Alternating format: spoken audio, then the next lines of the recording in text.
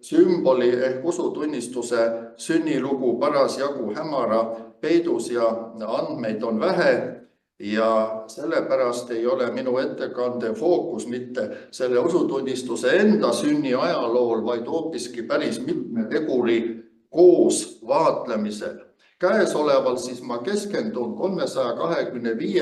aasta usutunnistuse sünnile alustuseks, selles mõttes sünnile koos piibli teksti ja kaanonilooga ja alustuseks 2 märkust. Ütleme, et need on ka eeldused, millest ma lähtun, mida ma teen ja mida ma ei tee. Nii nimetatud filiookve teema ehk kas vaim väljub isast või väljub ta isast ja pojast, see tuli umbes 6. sajandil juurde ja see ei ole ikka ja usutunnistuse vaatluse osa minu jaoks. Ja teiseks, usutunnistused ise ei ole pühakiri. Ning pühakiri ei ole täpselt vaadatuna ka sama, mis kaanon. Ent siiski leidsid arutlused Uue Testamendi autoriteedi üle aset samal ajal, kui kujundati kaanonit. See tähendab, et õpetuslikud arutlused viisid samaaegselt välja usutunnistuse ja kaanoni kujunemistee. Mis on siis uurimisküsimus? Missugused seosed olid 3 nähtuse, pühakirja sisu, usutunnistustee kujunemise ja kaanoni moodustumise vahel? Minu huvi on leida sarnasused ja erinevused nende protsesside vahel enne, kui oletada mingeid vastastikuseid sõltuvusi. Ehk iga uurimuse puhul, mis on ajalooline, on küsimus, millest alustada ja kuidas jätkata. Olen praegu öelnud, et kus me lõpetame. Lõpetame siis selles osas enam-vähem 325, aga millest alustada? 1. sajandi lõpuks oli kristlaste autoriteetseks kirjutiseks ju Vana Testament ja oli seda sellisel kombel veel ka edasi 2. sajandil ja ka hiljem. Heebrea piibel ehk heebreakeelne Vana Testament, mis enamasti oli kasutusel kreekakeelse Septuaginta tõlke kujul. See oli Jeesuse, Pauluse, Uue Testamendi kirjutiste autorite jaoks see autoriteetne kirjutiste kogu, millele siis kirjalikult viidati, kui oli vaja tsitaate võtta Uue Testamendi kreekakeelses tekstis. Ka Vana Testamendi tsitaadid on põhiliselt Septuagintast võetud, need ei ole heebrea keelest üldiselt uuesti tõlgitud Uue Testamendi jaoks või ütleme, Uuest Testamendist ei saagi rääkida, saame rääkida tekstidest. See oli autoriteetne kirjutiste kogu. Eeldused. Esmalt, kristliku usu sütitas Jeesuse isik. Tema sõnu anti usu kogukondades edasi suuliselt ja neil oli suurim autoriteet. Paulus kirjutas oma kirja eelkõige selleks, et selgitada Jumala lunastavat tööd oma poja Jeesuse Kristuse meie issandale. Teiseks, püsiva suulise tõlgenduse ülesanne oli kujundada kristliku usu peamised alused. Suuline tõlgendus, suuline kõne, see kõik oli kõne. Et kujundada usu peamised alused, milleks, et õpetada usku pöördujaid ning olla ka varustatud minimaalsete õpetuslike määratlustega, mis tahes diskussioonideks väljaspool olijatega ühiskonnaga. Hiljem anti nendele usulistele lühimääratlustele, mis juba esinevad Uue Testamendi tekstide sees. Jälle peab seda sõna Uus Testament kasutama, kui me räägime 1. sajandist, Uut Testamenti sellisel kombel ei ole. On Jeremia 31. peatükis tõotus, et Jumal loob, Jumal kingib, annab uue lepingu, uue liidu. Aga siis ei saa teisiti, me peame seda sõna kasutama. Hiljem anti nendele usulistele lühimääratlustele ka nimi regula fidei ehk usureegel. Nende reegulate moodustamiseks sobisid alguses lühikesed seisukohad. Ja need väljendused, nagu seal Rooma kirjas 8.34, tuntud Filippi kirja hümn Kristusest. Ning Tertullianus, Ireneuse kaasaegne, koostas aasta 200 paiku ühe niisuguse regula fidei Ja see meenutas tõenäoliselt apostliku usutunnistuse lühemat varianti, aga nagu küsimus on selles, et ka neid tunnistusi ja reegulaid me teame hilisemate kirjapanekute järgi ja selle järgi võime siis oletada, missugused nad nendel aegadel olid. Meil ei ole sellest samast ajast erinevat valmis teksti, et me võiksime öelda, et see on. Ja kui me räägime, et aasta 200 paiku, siis on ka juba see reegula. Siis saab meile selgeks, mis vahe on siis nii-öelda sellise, mitte selgeks ei saa, aga me saame selgemaks, et pühakiri ja kaanon on erinevad asjad, sest kaanonist sellest, millest koosneb see kristlaste pühakirja teine osa. Ja seda veel ka sellel ajal ju sellisel kombel ei olnud fikseeritud, näiteks Ireneus natuke enne aastat 200 kirjutas sellise asja, meil on neljakordne, neljavormiline evangeelium, tetramorfon evangeelium. Ja tuli mõista, et ta siis viitas sellele, et autoriteetselt on need 4, mida meie siis ka nüüd oma pühakirjas teame. Et meil on 4-kujuline tetramorfon evangeelium. Selles mõttes, et Jeesuse kuulutus pani aluse kogu varajasele Kristusele. Meie vaatame sündmustele tagant järgi. Kõik see on kogu ajaloo, teadus on selline. Ja teame vaid algkristuse järgseid asjaolusid, mismoodi ka seda varasemat aega on hiljem kujutatud. Sest mis hiljem toimus, me teame seda, mis välja tuli. Ka seda, mis toimus peale Nikaia sinodit ja kuidas hilisem kirik seedis ja selgitas ja selitas oma õpetuslikku minevikku. Meie mõtleme varasemale ajale tagasi hilisemates kategooriates ja see on üks niisugune asi, mille juures aina on nagu tuleb peatuda, sest see on meisse nii juurdunud. Ja kirikus igal puhul ka ja vaimulikes ja ilmikutes ja kõik, et mis tahes asjale me mõtleme nendes kategooriates, milles me oleme harjunud mõtlema, saamata aru, et need on sündinud palju hiljem. Ja siin tuleb nagu selline raske moment, et kuidagi mõtelda, et kas hüpoteetiliselt on võimalik midagi praegu teada olevat või hilisemat justkui unustada ja minna tagasi küsima, mismoodi võis olla varajastel aegadel. Meie ei tea, kuidas esimese 4. sajandi kristlased mõtlesid oma edasistest arengutest, mis edasi saab. Sest kiriku lugu ja meie mõtleme hilisemates kategooriates, mis hiljem välja tuli. Aga nemad, kes alles liikusid, see on niimoodi, et meie ei tea ega näe, mis sealt laest edasi tuleb, kes siia tuppa ei ole tulnud. Aga me oleme praegu 2. või 3. sajandis, me ei tea edasi. Aga nüüd need, kes seal katuse harjal istuvad, need targutavad, me juba teame, mis pärast välja tuli. Meie sealsete kategooriatega hindame seda, mida teie siin lae all teete. 2. sajandi kristlased ei teadnud, kuidas 3. sajandi kristlased samadest asjadest mõtlevad. 3. sajandi kristlased ei saanud suuta ennustada 325. aasta Nikaia esimese sinodi, 381. aasta Konstantinoopoli esimese sinodi ega ühegi muu järgneva arengu õpetuslikke otsuseid. Peatume siis aastal 325 Nikaias ega tea, mis hiljem aset leidis. See metoodiline teadmatus võib aidata geneetilise vaatluse abil rohkem mõista, kuidas siis võidi Nikaiani jõuda. Mul on siin all viites veel selle Riia ettekande jupikesed. Mida me teame usutunnistuste teema kohta enne 4. sajandit? Meie ei tea, kuidas 1. sajandi lõpupaiku sündis õpetusliku jätkuvuse idee kui niisugune. Siiski annab Uus testament jälle, see koondmõiste, tunnistust soovist edastada usu keskseid veendumusi järgnevatele põlvedele. Luukas ja pastoraalkirjad heidavad valgust minevikule ja vaatavad lootusega tulevikku. Siin näiteks 1. Timoteus 4.16, 2. Timoteus 1.13 ja teised kohad, kus pastoraalkirjades me näeme juba seda mõtet, sina pea kinni sellest, mida sa oled õppinud. Sa oled juba õppinud, kanna seda edasi, sa tead juba, mis on õpetus.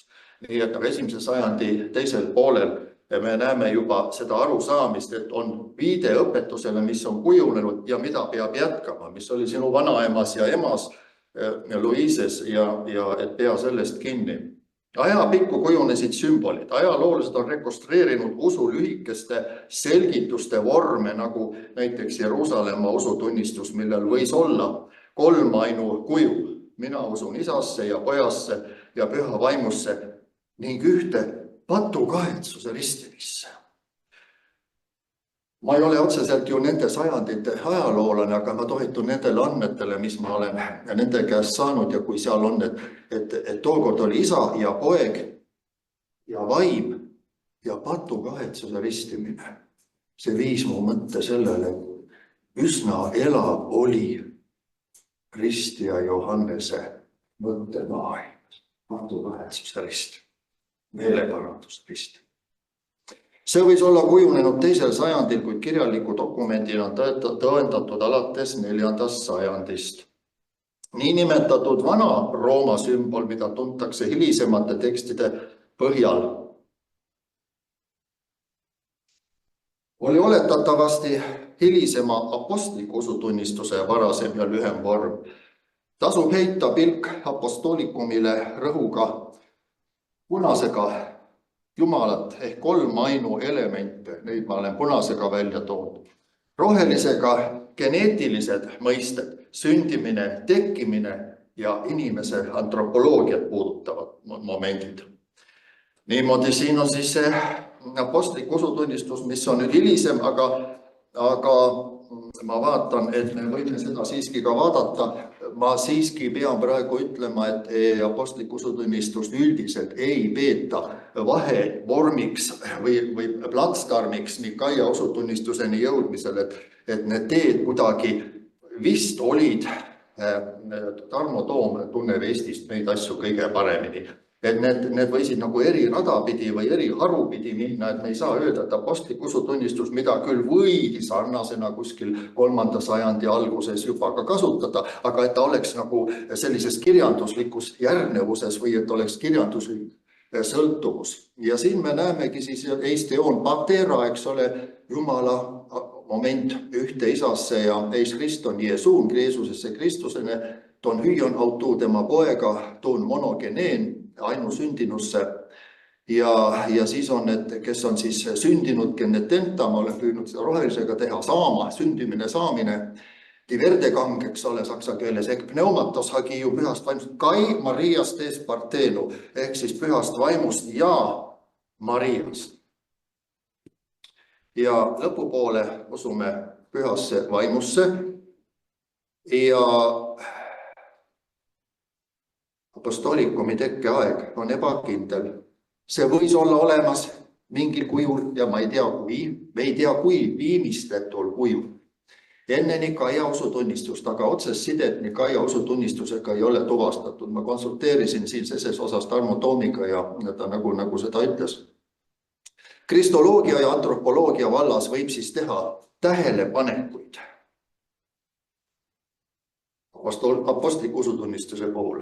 Tegelikult on sellise nagu minu ettekande tegevus nagu selline kõrvalharu, ma olen seda seal ka toonitasin, et see ei ole nüüd astmeline. 3 ainsust võib ette kujutada näha Rooma 1.1.4 põhjal, selgemalt Matteuse 28.19 põhjal ja ette kujutatavana ka apostlite tegude raamatu algusest. Allikateks 3 ainsuse puhul põhiliselt Paulus, Matteus ja Lukas. Jumala ainusündinud poeg, sündinud pühast vaimust ja neitsi Maariast. Kui seal seda prepositsioon ek ei olnud korratud enne Maariat, siis minu jaoks grammatikas jätab see selle püha vaimu ja Maaria rollide ja seose, sellise funktsionaalse sarnasuse erinevuse jätab lahtiseks. Ma ei oska selles osas täpsemalt öelda, kuna siin seda ek puudus kordusena, on ek pneumatos hagiu ja siis on ja Marias. Ja ei ole ek Marias, vaid on lihtsalt Marias. Nii et minu jaoks jäi natukene lahtiseks see teema, aga ei ole see ka kõige tähtsam tänase teema puhul. Juured peituvad siis Jeesuse sünni jutustustes, Matteus 1.1-2 ja Luuka 1.2. Aga nüüd tuleb meil rohelisega, tuleb see geneetiline, eks ole, see osa liha üles tõusmine. Seda me enam nüüd praegu enam ei ole. Sarkos Anastas. Sarks. Usutunnistus, see on nüüd see õnnetu sarks jõudnud. Aga no meie, kui me loeme kirikus, me kõik loeme tihu ülestõusmist, eks ole, see on nüüd ära vahetud. Sinna on pandud see, mis oleks Kreeka Sooma. Nii et usutunnistus ei ole meile autoriteet. Pühakiri on.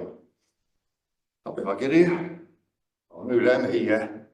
Usutunnistus on natukene vist isegi allpool meid. Ma olen ise teinud. See on meid tekst. Liha ülestõusmine ei päri Pauluse käsitlusest ihu ülestõusmine. Ainult Sooma.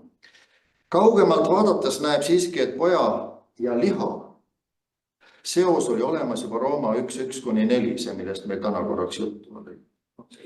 Saadeti liha järgi saadeti järgnevus Jeesus. Hiljem pandi kirja ainulaadne johanneslik seisukoht ja see on nagu pomm, mis tuleb, kui seda vaadata Pauluse valgusel, et sõna sai lihaks ja ta telkis meie keskel. Telkis tõepoolest skenoosena, skenos ta telkis, see on sõna telk. Eesti keeles on elaspakis. Ta ei telgi üles meie keskele logos, kes lihaks sai. Vaat see on pomm. Aga me ei saa ka sellel peatuda. See on pomm Pauluse taustal. Esmalt pühakiri, ent kaanon, millal ja kuidas. Selguse mõttes eristan pühakirja ja kaanoni. Pühakiri tähistab usuliselt autoriteetseks peetavaid kirjutisi. Seejuures ei vaadelda erilise kaaluga just seda, et missugune on nende arvuline väärtus, mis oli siis kinnitatud, kas oli nii ja nii ja nii palju, mis see number oli või mis see kinnitatud kogus oli. Pühakirja puhul varasemal ajal seda kvantitatiivset määratluste piire ei tõenäoliselt ei olnud teine 3. sajand endast. Pühakiri ei eelda koheselt kaanoni olemusega. Oli ju Jeesuse ajal ka veel lahtiselt, kui Jeesus ütleb, et kirjad tunnistavad minust, Mooses tunnistab minust, Moosese prohvetid, siis ka juutidel ei olnud see, mida meie tunneme selle 39 numbri all, et see on see Vana Testament. See ei olnud sellel ajal, 1. sajandil, ei olnud fikseeritud. Kuskil 1. sajandi lõpuks, siis kui värske noor Kristus ja juutlus lahku läksid, ja juutlus areneks selleks, mida mina nimetan judaismiks. Eesti keel võimaldab suurepärast vahet teha.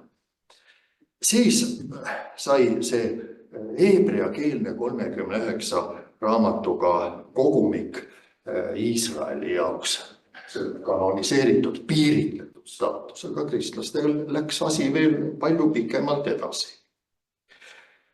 Nii.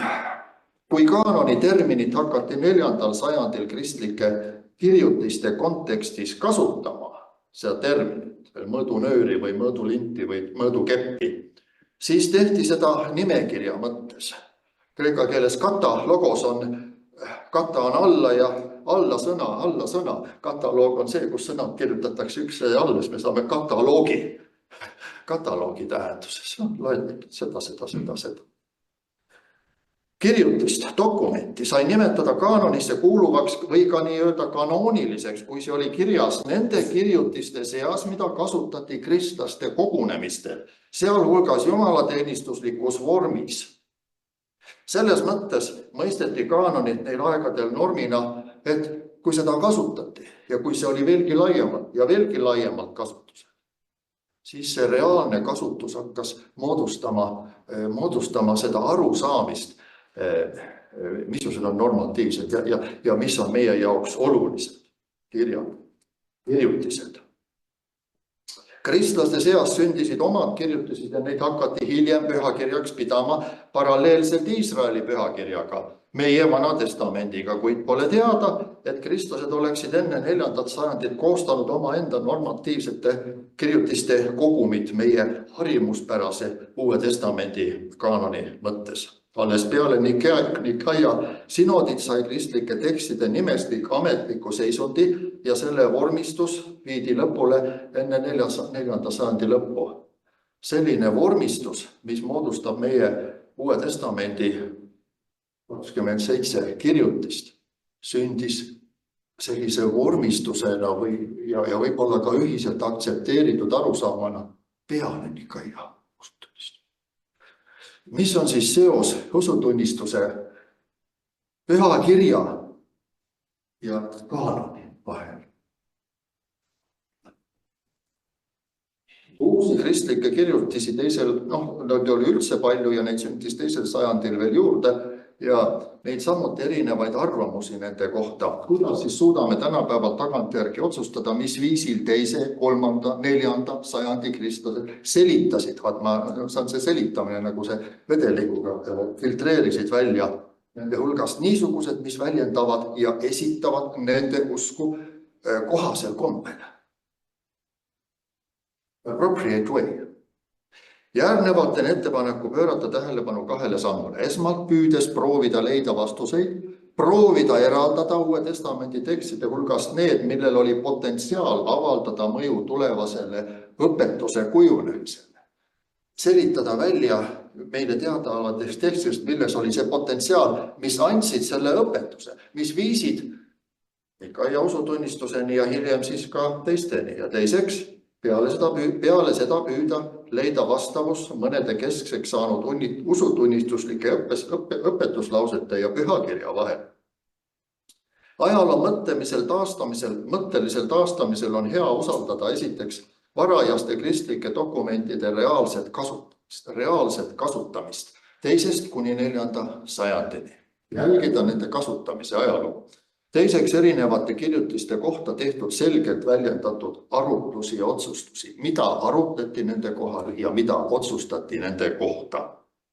Kaanoni moodustamine ei kulgenud eeskätt mitte üksikute kirjutiste kogumise teel, vaid pigem kogumike kogumise teel, by a collection of collections. Pauluse kirjad olidki varajasimad kogutud ja Vahemere maade laialdastel aladel hinnatud kogumikud. 10 kirja kogumiku vahetas 2. sajandi lõpuks välja 13 kirja kogumik, see, mida me praegugi Pauluse nime all tunneme. Kuna pastoraalkirjad lisati varasemale kogumikule. Apostel Paulust hakati pidama apostliks selle sõna päris tähenduses. He is as an apostle. Varajases Kristuses omistati kõrgem autoriteet ikka ja alati Issandale ja tema sõnadele. Justinus Märter andis umbes aasta 150 paiku kõrge hinnangu evangeeliumidele, mida kutsuti apostlite meenutusteks. 4 evangeeliumi piiritlev kogumik tõusis esile enne 2. sajandi lõppu Ireneuse kirjutiste läbi. Seda ma juba nimetasin, et 4-kujuline evangeelium, ütleb Ireneus. 4. sajandil tehti katseid anda hinnanguid kogu kristliku kirjanduse pärandile kui tervikule. Selleks, et määrata, missugustel dokumentidel oli olemas see nii-öelda autoriteet, et neid kasutati kirikutes ja missugustel kiriklik kasutamine. Eusebius oli tähtis ka selle poolest, et ta kirjutas esimese Kristuse ajaloo. Võiks öelda, et esimene peale Luukast, kes kirjutas Apostlitegude raamatu. Apostlitegude raamat on esimene Kristuse ajaloo. Ja siis läheb aega ja tuleb Eusebius. Aga ta oli mõjukas ka enne Nikaia sinodit. Ta asetas 4. sajandi alul tunnustatud kirjutiste hulka 4 evangeeliumit, mille võis juba võtta järgnevusena Ireneuselt.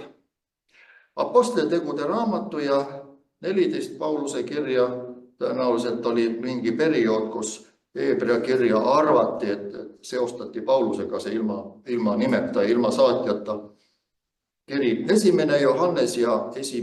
Peetrus ja neil aegadel olid teised Uue Testamendi kirjutised veel diskuteeritavad. Eriliselt tuleb toonitada Athanasiuse poolt 367. aastal ehk siis mõnikümmend aastat peale Nikaia sinodit Paasa läkituses välja toodud kanooniliste raamatu nimekirja. See, mida peetakse selliseks üheks verstapostiks, et kui Athanasios saatis välja Paasa läkituse, seal ta siis need 27, mis on meie jaoks nüüd Uus Testament, seal olid need välja toodud sellisel kombel. Ja sellest hakkaski kujunema see meile tuntud Uus Testament, et ükski oikumeeniline kogu ei ole kunagi võtnud ette määratleda kaanoni koosseisu, ei ole kunagi koos istutud ega hääletatud päriselt, ükski sinod ei ole seda teinud. Nikaia sinod määratles ennem usutunnistuse, aga see, mis kaanonisse kuulub, seda ei ole seal määratletud. Kanoonilisuse kujunemise kriteeriumite leidmisel olid otsustavaks 4 põhimõtet. Kanooniliseks peetavad dokumendid peavad olema apostlikud, ehk tähendab, pidi olema seos kellegi apostliga, kaudne või kui kaudne, õpilase, keegi on näinud, kogenud. Katoolsed ehk üldiselt kasutatavad, ortodoksed ehk õigeks, normatiivselt õiged ja nad pidid olema pärimuslikult kasutusel olevad. Nendel pidi olema kasutuse päeval. Ja piiritõlke puhul ka, kõige puhul, ka kõikide kirikus mõeldavate ja räägitavate igasuguste uuendusettepanekute puhul tuleks ka seda vaadata, et kas ta sobib ka kasutuse ajalooga samalaadsete nähtuste puhul. Ükski neist kirjutistest ei vastanud korraga kõigile 4 põhimõttele, kuid igaüks vastas vähemalt 1 neist. Koos kaanoni kujunemisega hakkas ka kujunema arusaamine ehk tunnetus sellest, mis on kiriku päriselt oma õpetus. Seda siis hakati ikkagi jälle nimetama usureegliks, regula fidei, ning Uue Testamendi kaanon sai teoks siis mitmete tegurite koos mõjul.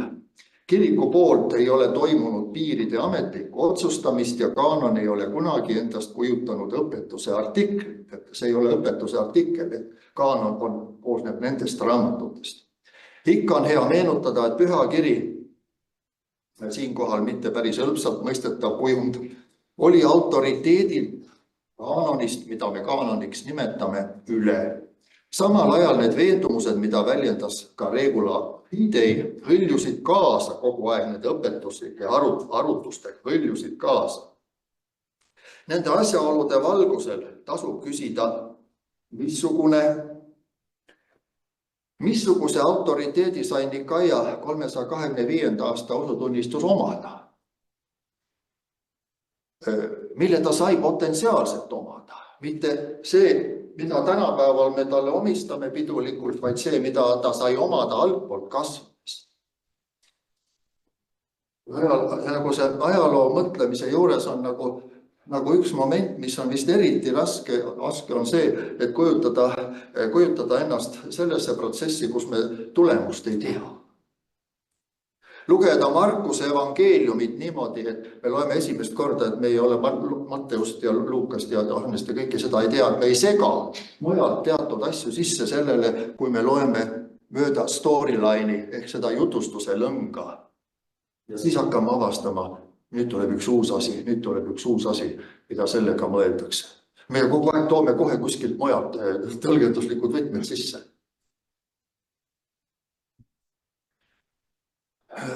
Usutunnistus niisugusena ei ole pühakiri, veelgi enam pühakirja piiride lõplik kujunemine oli veel ees enne Nikaia sinodi. Ent siiski Rooma 9.28 tekstist inspireerituna oli hakatud usutunnistust kasutama ka otse kui pühakirja lühikesi selliseid kokkuvõtteid. Verbum enim consumans et brevians faciet dominus super terram. Nii, imperaator Konstantinuse eesistumisel toimunud Nikaia 325. aasta sinod oli mõneti nagu Antioquia üsna natuke enne seda peetud sinodi jätk. Idee, et poeg on loodud poietenta või tehtud ja et loodu, ktisma, see sai Antioquias juba tagasi lükatud. Juba värskelt ennem sai need mõtted tagasi lükatud Toomi allikast. Eusebiuse autoriteet sai nüüd lisakaalu selle tõttu, et ta esitas niinimetatud Eusebiuse usutunnistuse. Seda võib pidada kui oma aja regula fidei varianti, mis peatselt aitas rajada alust Nikaia usutunnistusele. Eusebius üsna peatselt peale seda ka lahkus. Nii nagu Poska üsna peatselt peale Tartu rahu ka lahkus, nii Eusebius üsna peale Nikaia esimest sinodit lahkus.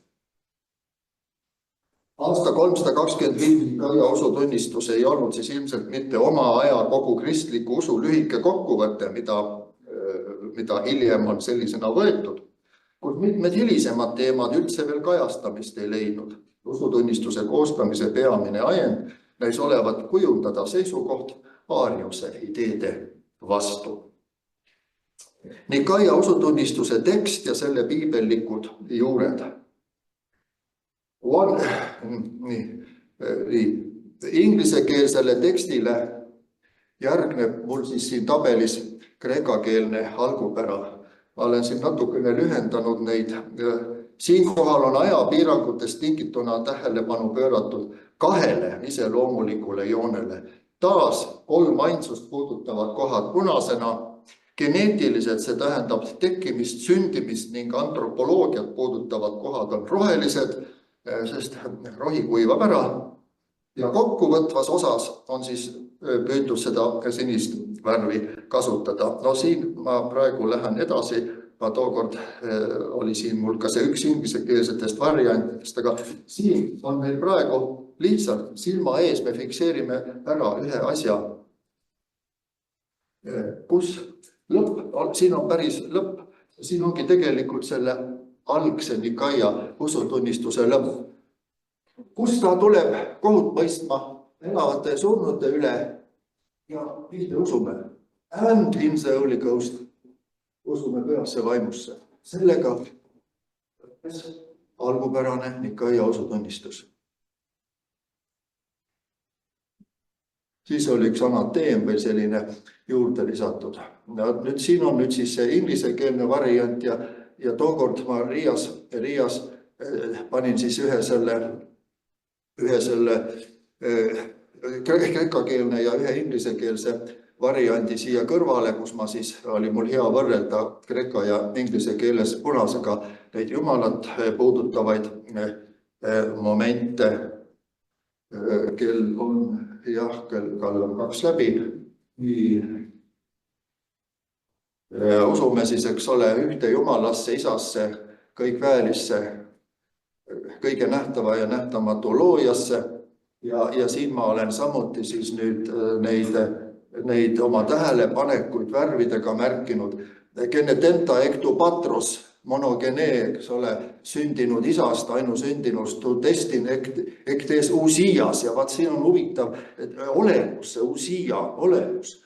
Ja ma hakkasin vaatama see usia, see olemus, mida me oleme olemuseks ka olemist või olemuseks, see Uues Testamendis esineb Luuka 15, 12 kuni salmides 12 ja 13 ja Vulgata ütleb selle kohta siis, et see on see substantia, aga seal ei ole ta üldse, ei ole seotud jumalike küsimusega, vaid minu mälu järgi, kas see koht mitte ei ole see, et oli olemus, et kellegi ainusündinud poeg, ainusündinud laps, kelle Jeesus üles äratas. Nii. Aga siis vaat siin on nüüd see, originaalses on siis, eks ole, ectes usias tu patros, isa olemust mööda, ja siis tuleb see sündinud genetenta, upoietenta, ei tehtud homo usion tu patri, ja siis on see isaga ühte olemist. Ja siis homo usion, not in the Bible, not in the New Testament. Aga küll on lähedane sõna homoioma, see on siis see similituud, sarnasus. Ja Rooma kirjas 4 korda, Filippi kirjas on siis Filippi 2.7, see on siis see, et tuli selle inimliku olemise sarnasuse, homoiomati, Jeesus tuli selle inimliku olemise sarnasuses, mitte inimlikus olemises, vaid selle sarnasuses, see homoiomati on ka ükskord ilmutusraamatus. See homoousion on ka üks huvitav sõna, et sellel nagu on Uue Testamendi baasi olemas. Jah, Tihuda Panta ja Geneto, kelle läbi kõik on sündinud, olen roheliseks teinud. Ja nüüd on siis siin sarkotenta lihaks saanuna kai en antropeesata ja inimesest tulnud, inimese sisse tulnud, eks ole.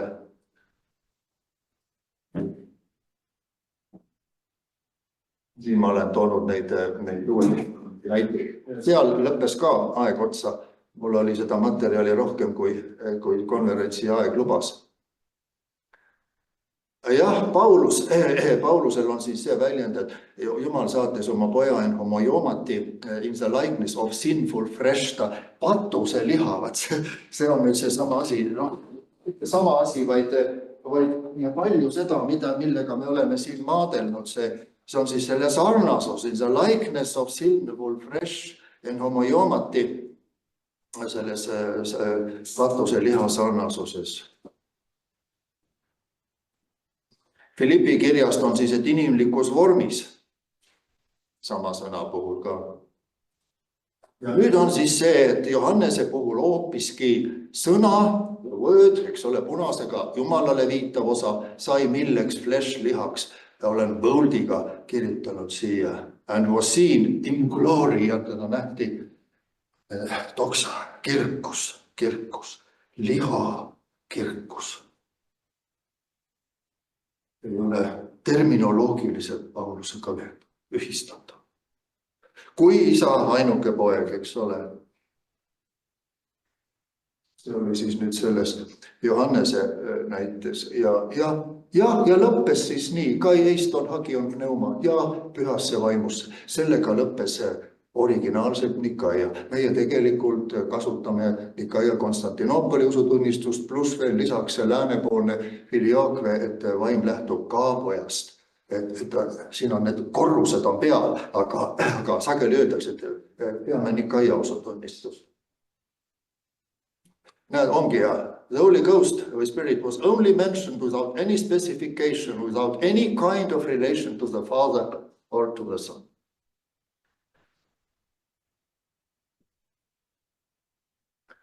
Nii, ja hakkame kokkuvõtte juurde jõudma. Usutunnistuse 3 ainsust kõikidevate kohtade riigelikud alused, nagu natukene oleks sellist kokkuvõtet ka. Jumal isa, Jumal on isa. Uues testamendis rohkelt leitav pärineb esmalt Jeesuse pärimustest, ehk siis evangeeliumite pärimustest, olles leitav kõigis 4 evangeeliumis ning Paulusel. Kõik väeline pantokraator on 2 Korintos 6.18. Ehk siis pühakirjaline alus Jumalale kui isale on rajatud Pauluse poolt, korratud ka veel hiljem ilmutusraamatus.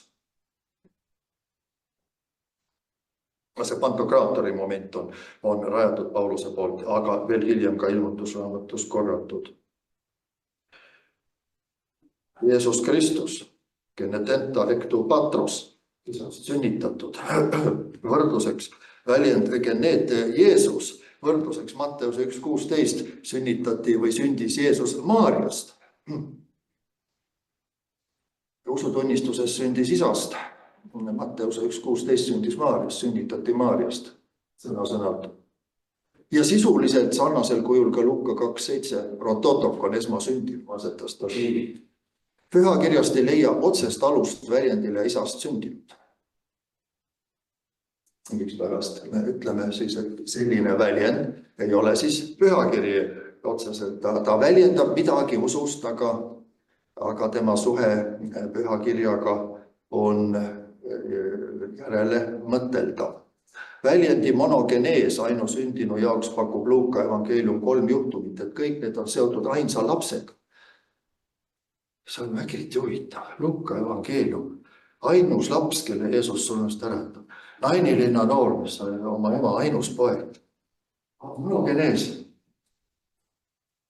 See oli mulle ka, nagu kui ma hakkasin vaatama seda monogeneesi, mis on selle piibeli kalus, ongi Luuka evangeeliumi 3 juhtumit. Kõik on seotud ainsa lapse surmaga ja üles äratamisega. Johannese evangeeliumis on 4 juhtumit ning kõik on seotud üksnes Jeesusega. Luuka puhul monogenees on seotud surnud kellegi lapse ülesäratamisega, Johannese evangeeliumis on Jeesusega seotud ainusündinud monogenees.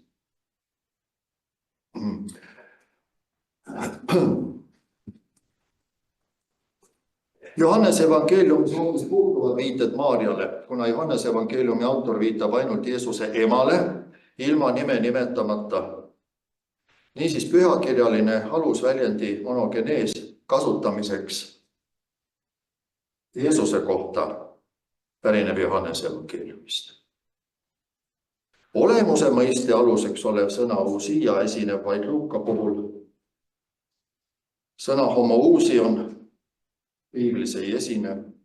Paulus on aga kasutanud sõna homoioma ehk sarnasus 4 korda Rooma kirjas, Filiplastele saadetud kirjas 1 kord, 2.7, mis aga suunab mõtte mõnevõrra teistele radadele.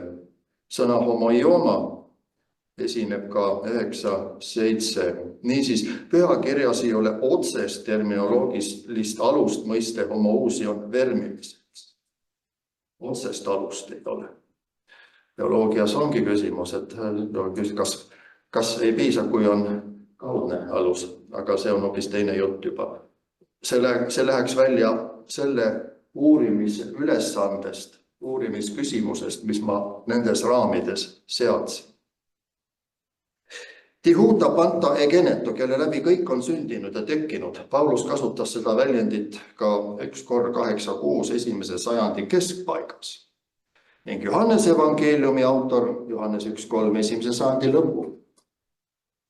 Kas sellel väljendil on ka mingi päritolu, et johanneslikus kirjanduses on ta Pauluselt pärit? Ehk siis pühakirjaline alus on Pauluselt ja Johannese evangeeliumis. Esiteks, Pauluse kohaselt lähme siit siis veel edasi, pärines Jeesus liha poolest katasarka Taaveti soost according to the flesh ja asetati püha vaimu läbi Jumala pojaks väes. Teiseks saatis Jumal oma poja patuse liha sarnasuses. Kolmandaks, Jeesus tuli inimese sarnasuses, homoiomati ja inimese kujul, skeemati antropos. Vaata Filippi 2.7. Komplitseeritud kasutus Pauluse poolt. Kuid Johannese 1.14 pangem tähele sõna sai lihaks ja tema kirkust nähti otse kui isast monogenees ainusündinu kirkust. Paulus kasutas sõna homoioma ettevaatlikult, ilma et see andnuks piisavat alust inkarnatsioonile niisuguse õpetusliku vaatena. Tähendab, selge see, et Paulus ei saanud selle sõna kasutamisel kujutada ette, et selline kujund kunagi saab vaidluste ja niisuguse usutunnistuse selliseks elemendiks. Või ütleme elementi moodustavaks.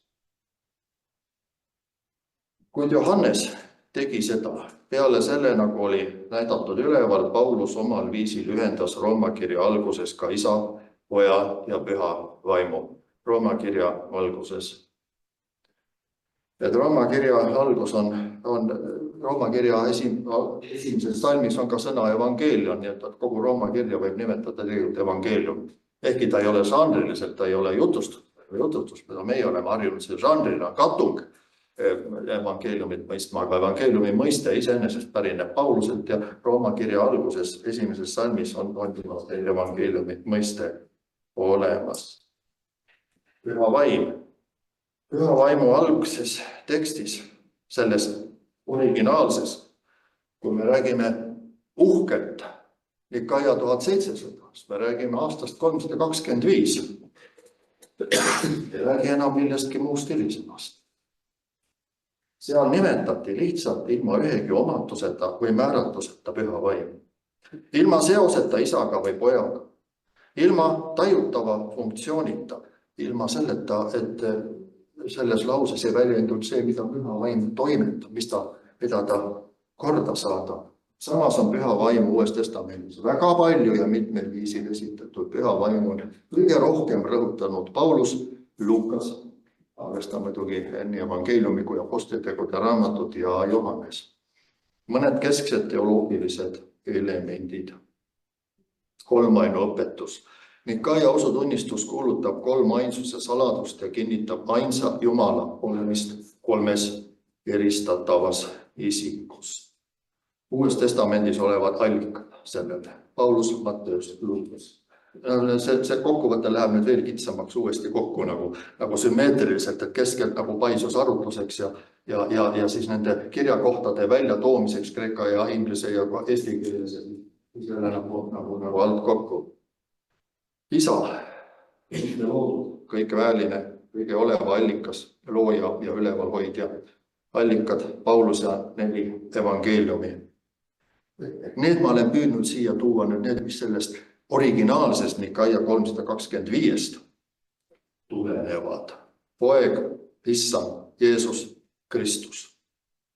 Poeg, Issand, Jeesus Kristus. 4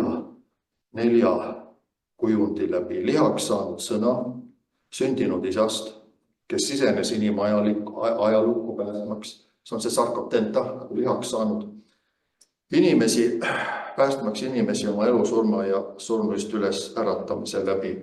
Allikad, Paulus 4 evangeeliumi, eriti Johannese evangeelium, püha vaim, 3. isiku elu andev ligiolek. Allikad, Uus testament laiemalt, kitsamalt aga Paulus, Luukas ning Johannes kokkuvõtvad märkmed. Otsuste langetamine, missugused kirjutised on usu jaoks normatiivsed, toimus paralleelselt usutunnistuste koostamisega. Paralleelselt usutunnistus. Need arvuklused. Usutunnistust, Nikaia usutunnistust ei tehtud selle põhjal, et meil on need 27 kirjutist ja nendest me ammutame. Vaid nendest, mis ta kogudustes kogu aeg kasutab, milledel oli praktilise kasutamise autoriteet. Kanoniseerimine oli isegi pikem protsess kui idee, mis viis originaalse Nikaia usutunnistuse. 2. sajandi apologeedid sillutasid kristliku dogmaloome jaoks filosoofilist teed. Justinus Märter rajas silla filosoofia juurde oma jumaliku logose kui külvaja, logos spermatikos teooriaga. Logos olla enne lihasse tulemist külvanud veel ka inimeste arudesse selliseid tõeseemneid. Võib nagu oletada, et Justinusel on palju olnud meele rõõmu Johannese evangeeliumist võtta. Nikaia usutunnistus oli esmalt vastus Aariuse õpetusele, mis tegi küsitavaks Jeesuse Kristuse täieliku jumalikkuse. Kinnitades, et poeg on sündinud ja mitte loodud ning olemus ühtne oma uusios isaga, lükkas usutunnistus tagasi igasuguse mõtte Kristusest kui loodud olendist. Pühakiri ise ei eelda kaanut. Enne kanoniseerimist oli pühakiri kõrgelt hinnatud juba kirjutiste kogumikuna või kogumikude kogumikuna, mis oli vajalik usule seesmiselt ja apoloogiale välispidiselt. 2. kuni 4. sajandini vormisid ja vermisid kiriklikud traditsioonid, pühakirja tekstide kasutamine, pärimused, tekstide kasutamine ja filosoofilised arutlused vormisid kokku usureegleid, regula fidei, mis hiljem siis arendati usutunnistusteks. Vastused uurimisküsimusele, mis oli uurimisküsimus? Missugused seosed olid pühakirja sisu, usutunnistuste kujunemise ja kaanoni moodustumise vahel? Olen joone alla tõmmanud koguduslik, kiriklik praktika 2. 4. sajandini toimis läbi paralleelsete protsesside. 1. Aktiivselt kasutati Pauluse kirju, evangeeliume, Jeesuse sõnu ja tegusid sisaldavaid evangeeliume, eks ole, ning mõnevõrra teisi kirjutisi. Eelnevalt olid välja toodud need kirjutised, kust kõige rohkem sai usutunnistuse jaoks materjali. Teiseks, kogudustes arutleti nende kirjutiste üle ja seostati neid apologeetiliste filosoofiliste taotlustega. Otsiti vastuseid, mida kosta filosoofidele, antiikfilosoofidele.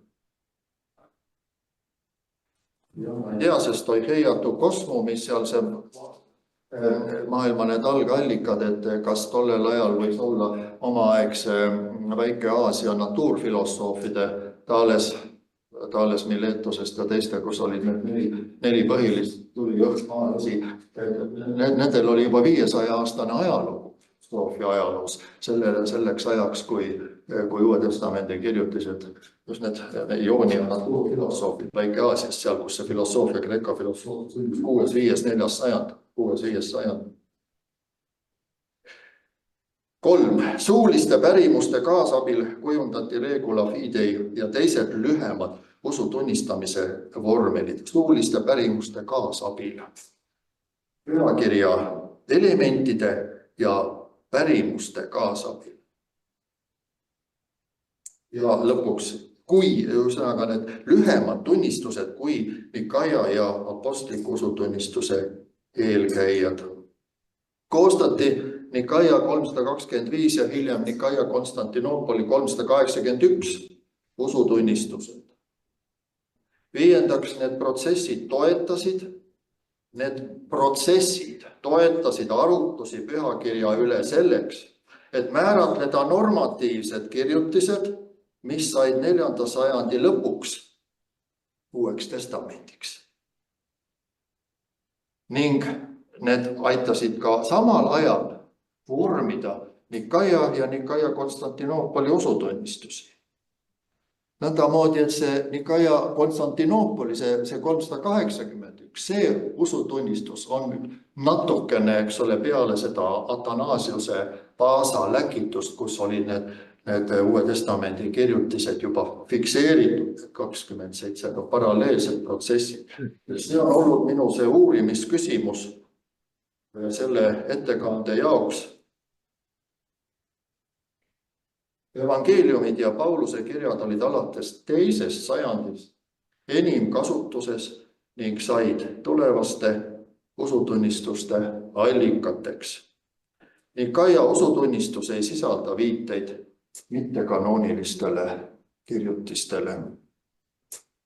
Oleme Riiast Tallinnasse tagasi jõudnud.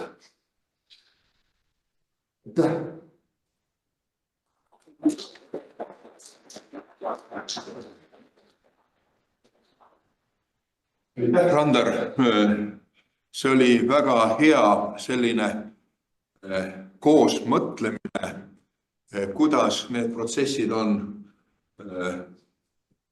sajandid tagasi toimunud, sest me väga tihti kõikidesse nendesse teemadesse, pühakiri, usutunnistus, kaanon, mõtleme väga tihti väga sakraalselt, teatud juba võiks öelda nagu sellise liturgilise mõtlemisega, aga tegelikult need protsessid olid ju väga praktilised. Kuidas usuelu korraldada, kuidas seda evangeeliumit, seda kogemust jagada ja levitada. Ja selle tõttu oli see hea, et sa Randar sellisena seda meile esitasid ja see on hea, et pühakiri on üle kaanoni ja üle traditsiooni. Ja ma arvan, et meil nii-öelda inimestel täna, kes me siin oleme, on ka väga hea nende üle mõelda. Ja siin, Aivo, sul on kommentaar või küsimus? Ja ma just seda sama pühakirja kaanoni suhet, et tõid esile pühakirja kaanonist üle. Meil need piibli tõlkimise juures on ju nagu näha seda traditsioonide, sest meil ongi nagu traditsioonide segunemine. Kui ma lugesin 1968 aasta piibli tõlget, mis meile nüüd tuli nii 90-ndatel, siis sealt on osa meie vanast pühakirjast välja tõlgantud. Sellepärast, et inglise reformeeritud traditsioon hülgas ju selle apokriivade teema. Kuidas seda peaksime käsitlema? Teiseks, apokriivad on meil tõlgitud täpselt 1739 redigeeritud versioon. Need, mis pooleli jäid seal tollasel tõlkijatel, need täpselt praegu ka pooleli on. Äkki me peaksime minema edasi nii kaugele, et me saaksime nii-öelda selle Septuagintaga ikkagi võrdseks, sest kristlik traditsioon tugineb Septuagintale ja meie pärimus väga tihti me oleme palju ära unustanud, võib-olla selle tõttu, et me oleme ära unustanud osa meie pühakirjast. Ja siin on tagasi tulles, et pühakirja ja kaanoni traditsioon, nad ei ole nagu Uue Testamendi kaanis, aga nad tunduvad nagu, et see kaanon on meil praegu kuidagi ebakindel, mida me siis kasutame pühakirjana. Ja enne kui ma teoloogile sõna annan, ma ajaloolasele vastan, õigemini kommenteerin, sest kui me vaatame täna kiriku traditsiooni ja kiriku kaanon, siis Etioopia kirikul on oma kaanon, Kopti kirikul on oma kaanon, teatud süürkirikul on oma kaanon, mis ka absoluutselt ei kattu ega vasta. Nii et selles mõttes on palju laiem teema, mis on siis meie Eesti traditsiooniline kaanon. Ma arvan, et osalt need mõtted sisaldusid ka selles arutluse käigus selles osas ja selles viimases lauses, mis praegu hetkel see on ära kadunud, aga see oli lühike lause, mul on ta veel ees, et Mikaia usutunnistus veel ei sisalda viiteid mitte kanoonilistele kirjutistele. See nagu viitab sellele, et neid ei kasutatud aktiivselt sellel ajal. Vähemalt meil ei ole jälgi sellest, et neid oleks aktiivselt kasutatud ja samuti me näeme praegu, et mul oli nagu 3 elementi. Ma püüdsin, eks ole, 3 asja. Uurimisküsimus oli 3 asja, et kuidas Mikaia esimeseni jõuti, kuidas samal ajal oli pühakirja kasutama, kuidas see kaanon sellesse suhestus. Ja siit niimoodi tuligi välja, et ka need järeldused, mis filtreeriti pühakirjast välja, need kasutuses olid, mida ma siin loetlesin, need olid Paulus evangeeliumid ja enam-vähem ka sellega lõppes. Erinevad elemendid olid erinevatest kohtadest, tähendab.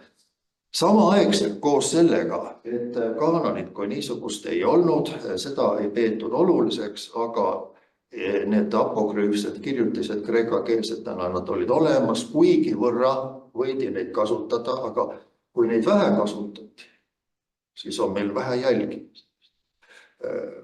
Mida palju kasutatakse sellest nagu arheoloogias ja palju jälgi, need potikillud, mida palju kasutatakse, on palju jälgi ja rahad.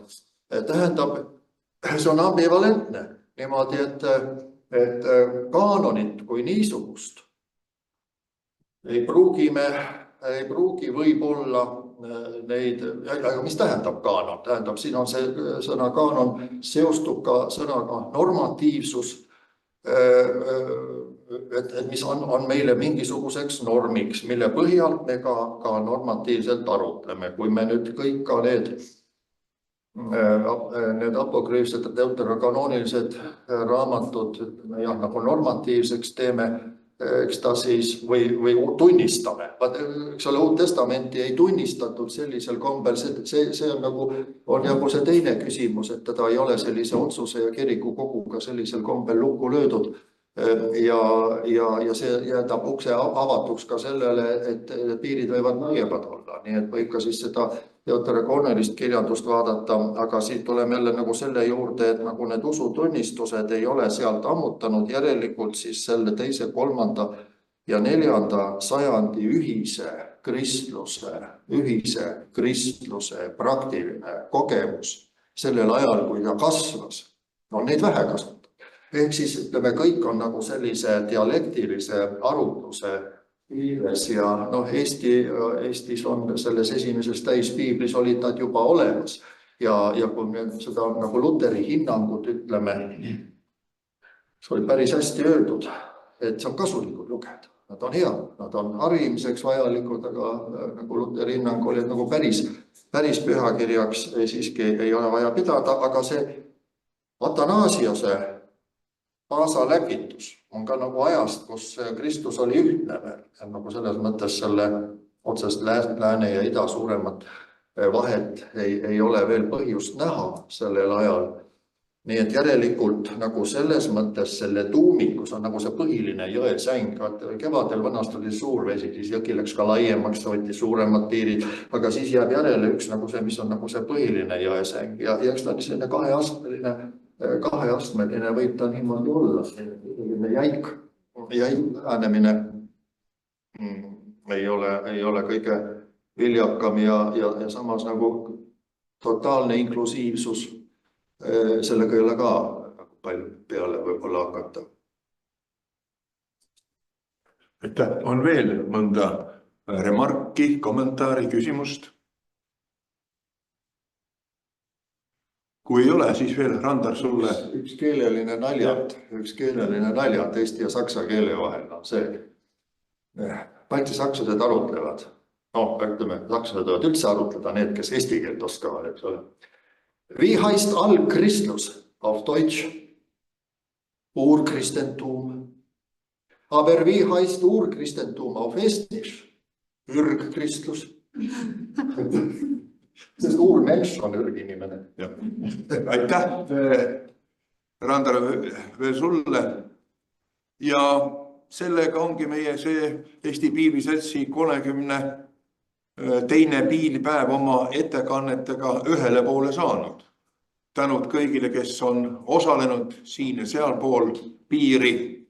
Aga ma arvan, et me lõpetame selle konverentsi vähemalt ühe kindla asjaga, mis on ühine kõikile kristlikele traditsioonidele. See on meie isa palve. Ja Randar, ole hea, juhi meid.